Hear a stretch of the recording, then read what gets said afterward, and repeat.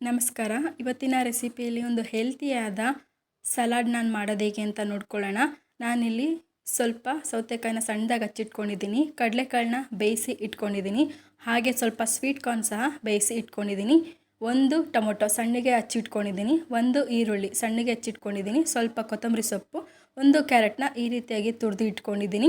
ಇದ್ರ ಜೊತೆಗೆ ನಿಮಗೆ ಬೇರೆ ಯಾವ್ದಾದ್ರು ವೆಜಿಟೇಬಲ್ಸ್ ಅಥವಾ ಬೇರೆ ಯಾವ್ದಾದ್ರು ಬೇಯಿಸಿರೋ ಕಾಳನ್ನ, ಮೊಳಕೆ ಬಂದಿರೋ ಕಾಳನ್ನ ಸಮೇತ ಯೂಸ್ ಮಾಡ್ಕೋಬೋದು, ಅಥವಾ ಕಡಲೆಕಾಳು, ಚೆನ್ನ ಈ ಥರ ದಾಳನ್ನ ಸಹ ಯೂಸ್ ಮಾಡ್ಕೋಬೋದು.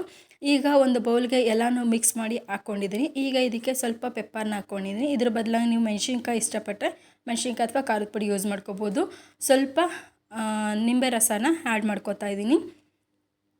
ಈಗ ಇಷ್ಟನ್ನು ಮಿಕ್ಸ್ ಮಾಡ್ಕೊಳ್ಳೋಣ ಒಂದ್ಸಲ. ರುಚಿಗೆ ತಕ್ಕಷ್ಟು ಉಪ್ಪನ್ನು ಸೇರಿಸ್ಕೊತಾ ಇದ್ದೀನಿ. ನಾನು ಕಾಳು ಬೇಯಿಸುವಾಗ ಮತ್ತು ಸ್ವೀಟ್ ಕಾರ್ನ್ ಬೇಯಿಸುವಾಗ ಸಹ ಸ್ವಲ್ಪ ಉಪ್ಪನ್ನು ಹಾಕ್ಕೊಂಡಿದ್ದೆ. ಸೊ ಉಪ್ಪನ್ನು ನೋಡಿಕೊಂಡು ಹಾಕ್ಕೊಳ್ಳಿ. ಎಲ್ಲನೂ ಮಿಕ್ಸ್ ಮಾಡಿಕೊಂಡ್ರೆ ಹೆಲ್ತಿಯಾದ ಸಲಾಡು ರೆಡಿಯಾಗಿರುತ್ತೆ. Thank you.